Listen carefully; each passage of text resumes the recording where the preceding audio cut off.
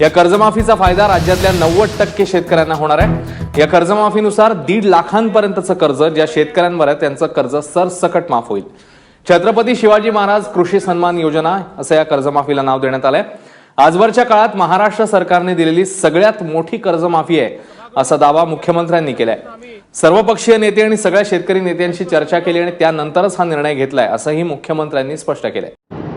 जो शेतकरी कर्जात बुडालाय, थकीत आहे, पुन्हा कर्ज प्राप्त करू शकत नाहीये, कर्ज भरू शकत नाहीये, अशा शेतकऱ्यांना कर्जमाफी करण्याच्या संदर्भातला निर्णय आम्ही घेतला।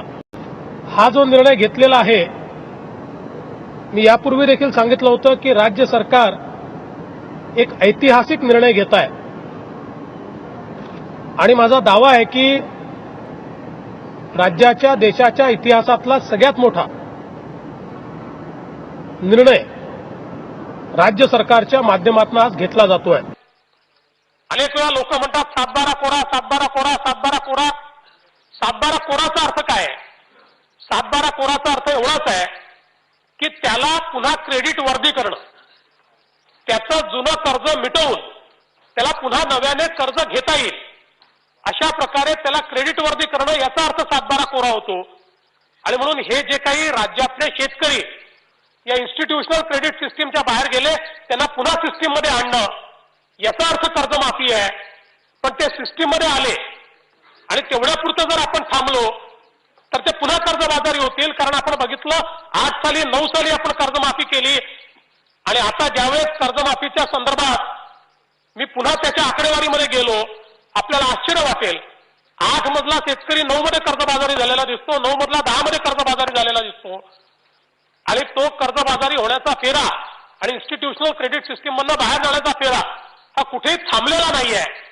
आणि म्हणून कर्जमाफी हा एक महत्वाचा उपाय आहे, पण त्या उपायावर आपण थांबलो तर शेतकरी कर्जमुक्त होऊ शकणार नाही। आणि कर्जमुक्त याचा अर्थ हा नाही की शेतकऱ्यांनी कधी कर्जच घ्यायचं नाही। कर्जमुक्तचा अर्थ हा आहे की त्याच्यामध्ये कर्ज परत करण्याची कॅपॅसिटी निर्माण होणं, कारण त्याला कर्ज तर लागणारच आहे, उद्योजकालाही लागतं, प्रत्येकालाच लागतं।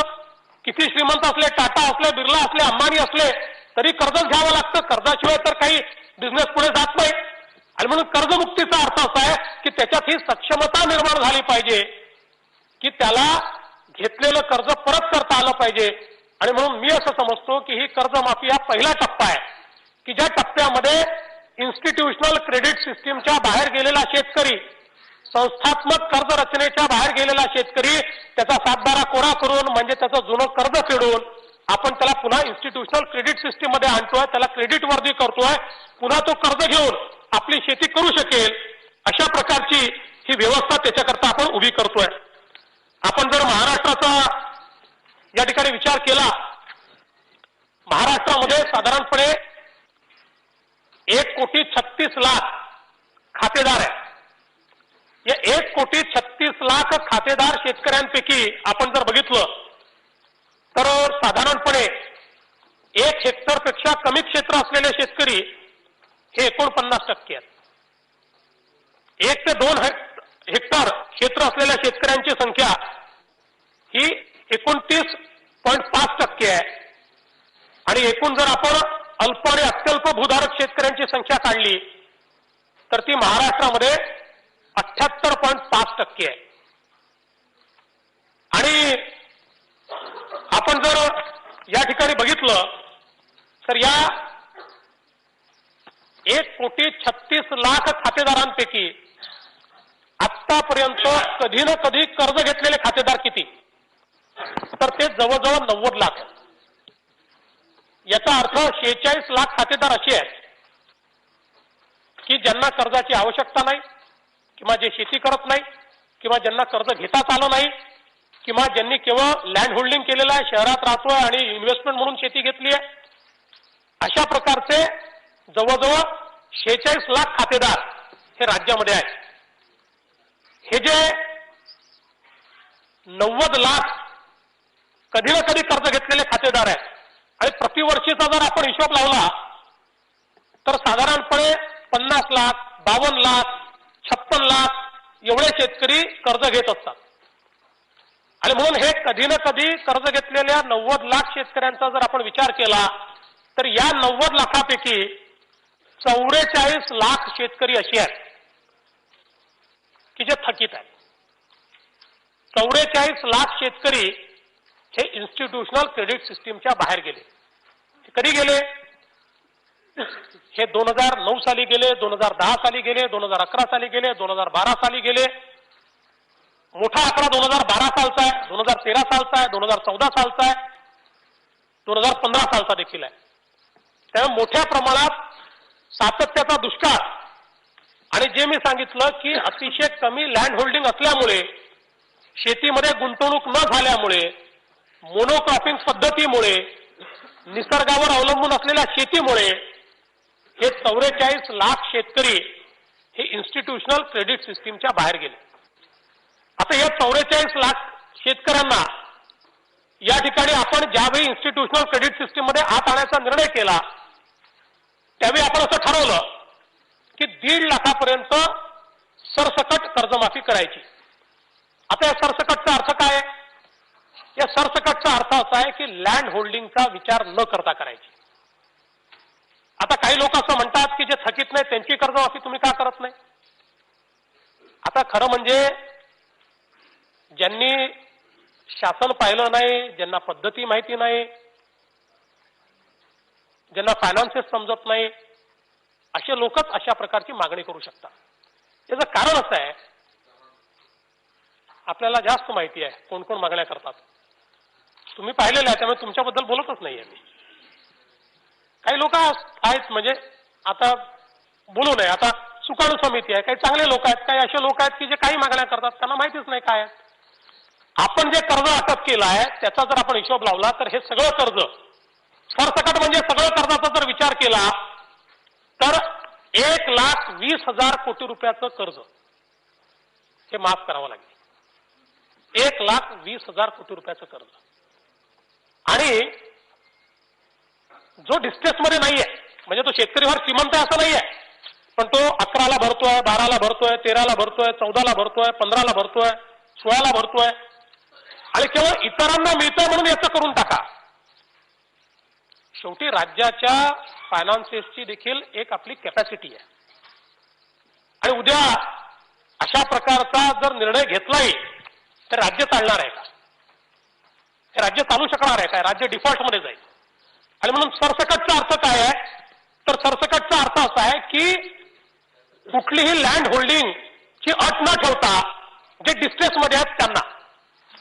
आता याच्यामध्ये आपण 1.5 लाखापर्यंतचा निकष टाकला. त्याचं कारण काय आहे? राज्याच्या अर्थव्यवस्थेचा विचार केल्यानंतर तुम्ही जेवढे पैसे उभे करू शकता, जेवढे खर्च करू शकता याचं एक लिमिटेशन आहे. आणि मग या लिमिटेशन मध्ये किती तुम्ही स्ट्रेच केलं आणि स्ट्रेच करून एक तुम्ही आकडा ठरवला तर तुमच्याजवळ जर 10 रुपये आहे तर या 10 रुपयामध्ये पहिल्यांदा कोणाला कर्जमाफी दिली पाहिजे? जो सगळ्यात गरीब आहे त्याला दिली पाहिजे. मग त्याच्यापेक्षा थोडा ठीक आहे त्याला दिली पाहिजे. मग त्यापेक्षा थोडा ठीक आहे त्याला दिली पाहिजे. उरले पैसे तर त्यापेक्षा ठीक आहे त्याला दिली पाहिजे. त्या तत्वावर या 44 लाख थकीत लोकांपैकी 1.5 लाखाचा आकडा केल्यानंतर 36 लाख लोक म्हणजे 82% लोक, 82% शेतकरी सरसकट त्यांची कर्जमाफी झालेली आहे. त्यांचा 7/12 पूर्ण कोरा होणार आहे. त्यानंतर 1.5 ते 2 लाखाच्या मध्ये जे आपण ओटीएस म्हटलेला की प्रॅक्टिकल ओटीएस योजना सरकारची नाही, म्हणजे ती बँकांची ओटीएस नाहीये. बँकांच्या ओटीएस मध्ये हेअर कट असतो, यात हेअर कट नाही. आपण जे पैसे भरतोय ते व्याजासहित भरतोय. त्यामुळे आपण आता जे 1.5 ते 2 लाख आहे याच्यामध्ये किती शेतकरी आहेत? 3 लाख शेतकरी याच्यामध्ये आहेत. 1.5 ते 2 लाखामध्ये म्हणजे कोणाचं 1,60,000 रुपये, कोणाचं 1,70,000 रुपये, कोणाचं 1,75,000 रुपये. म्हणजे त्यांना 10,000 रुपये, 15,000 रुपये, 20,000 रुपये जर भरले तर तोही कर्जमुक्त होणार आहे. त्याच्यानंतर आपण जर 2 ते 2.5 लाखाचा विचार केला तर त्याच्यामध्ये परत 1.5 लाख शेतकरी आहेत.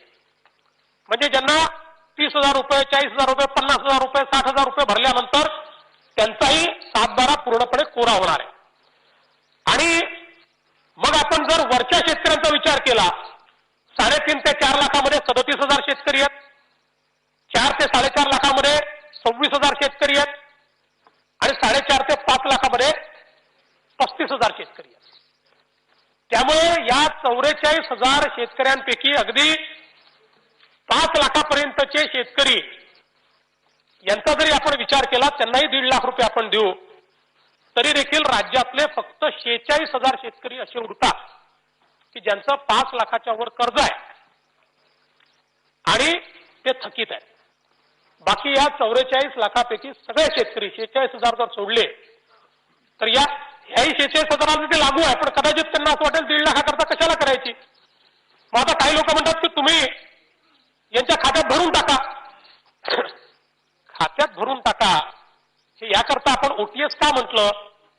समजा 3 लाख रुपयाचं कर्ज आहे, 1.5 लाख रुपये आपण भरले आणि त्यांनी 1.5 लाख भरले नाही, तर हे 1.5 लाख त्याच्या व्याजात वसूल होऊन जातील आणि तो पुन्हा जसाच्या तसाच कर्जबाजारी राहील. आणि म्हणून आम्ही बँकांना काय विनंती केली आहे, आता मी परवा SLBC घेतली, बँकांना विनंती केली, हे तुम्हाला कधी न मिळणारे पैसे मिळत आहेत, त्यामुळे तुम्ही त्याचे हप्ते पाडून द्या. सुरुवातीचे हप्ते त्याचे घ्या, शेवटचे हप्ते आमचे घ्या, तुमचं अकाउंट सेटल होईल. त्याला जर 2-3 वर्षाचे हप्ते मिळाले तर तो ते पैसे भरू शकेल आणि त्यातनं तो देखील या कर्जाच्या फेऱ्यातनं बाहेर येईल. आणि म्हणून हे जे इन्स्टिट्यूशनल क्रेडिट सिस्टीम मधनं बाहेर गेलेले 44 लाख खातेदार आहेत, त्यांना त्या सिस्टीम मध्ये परत आणण्याकरता ही योजना आपण या ठिकाणी तयार केलेली आहे. त्यासोबत मग हाही प्रश्न होता आणि मी विधानसभेच्या सभागृहात हे घोषित केलं होतं की जे रेग्युलर भरणारे आहेत त्यांचा देखील आम्ही विचार करू, त्यांना काहीतरी इन्सेंटिव्ह देऊ. कारण हे साहजिक आहे, त्यांना असं वाटतं की आम्ही डिफॉल्टमध्ये गेलो नाही तर आम्ही काही चूक केली आहे का, तर त्यांचा देखील विचार झाला पाहिजे. आणि म्हणून त्यांचाही विचार आपण केला आणि 25,000 किंवा 25%, पण 15,000च्या खाली नाही, अशा प्रकारे त्यांनाही आपण इन्सेंटिव्ह देतो आहोत. तांबूस फुटता उधळलाली भूपाळी रामपारी, दिशादाही उजळल्या आल गोकुळ आपुल्या दारी. निर्भेळ आणि सकस चवीच गोकुळ लई भारी, चव आहे कोल्हापुरी गोकुळ लई भारी. गोकुळची दर्जेदार दुग्ध उत्पादने. गोकुळ, अस्सल चव कोल्हापूरची. चव आहे कोल्हापुरी गोकुळ लई भारी. महाराष्ट्रातील ताज्या घडामोडी पाहण्यासाठी लाईव्ह 24 तास न्यूज चॅनलला सबस्क्राईब करा आणि बेल आयकॉनवर क्लिक करा.